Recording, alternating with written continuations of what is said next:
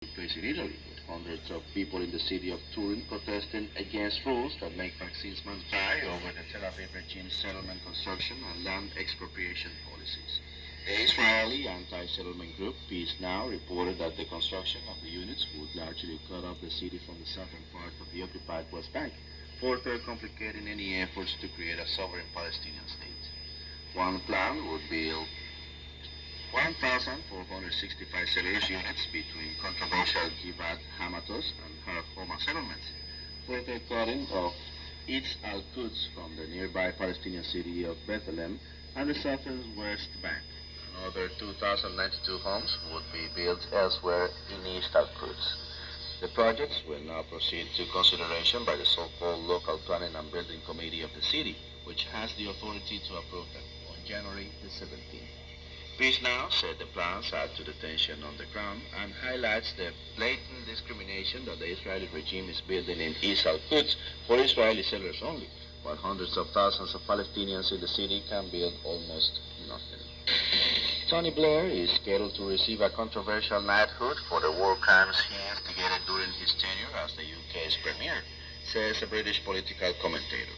The former British Prime Minister is said to be made a Knights Companion of the Most Noble Order of the Garter for his hawkish role in the 2003 invasion of Iraq. London-based Rodney Shakespeare said in an interview with Press TV that granting the most senior British Order of Chivalry to Blair, despite his infamous involvement in alleged war crimes during the United States-led invasion of Iraq, is a great surprise. This is astonishing. The invasion of Iraq was predicated upon a deliberate lie, that weapons of mass destruction existed when they did not. Gore openly upheld the lie, he said.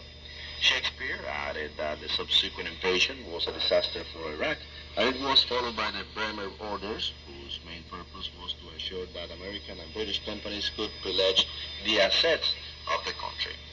At the same time, the invasion was combining with the previous arming by the Americans of Daesh, ISIL elements which were being financially and philosophically supported by Saudi Arabia, he pointed out. In the meantime, many Britons believe that Blair should be imprisoned rather than being awarded a knighthood for his well-established militaristic role in the course of the brutal war on Iraq.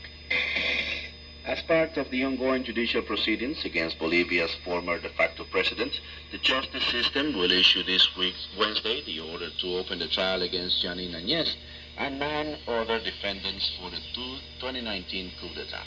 These are some of the most important international news for today, brought to you by Radio Havana Cuba.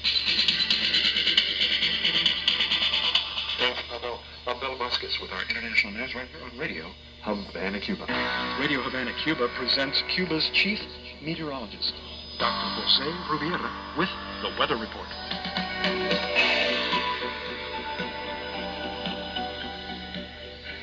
Hello everyone, everywhere.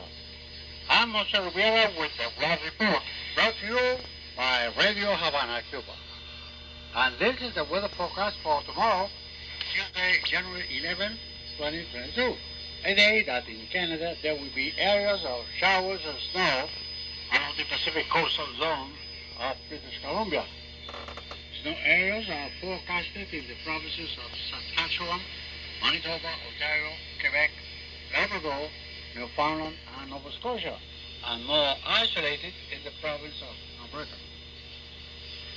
In the United States, areas of showers and snow are expected in the coastal sections of the states of Washington and Oregon, and some snow is possible in the extreme northeast of the country.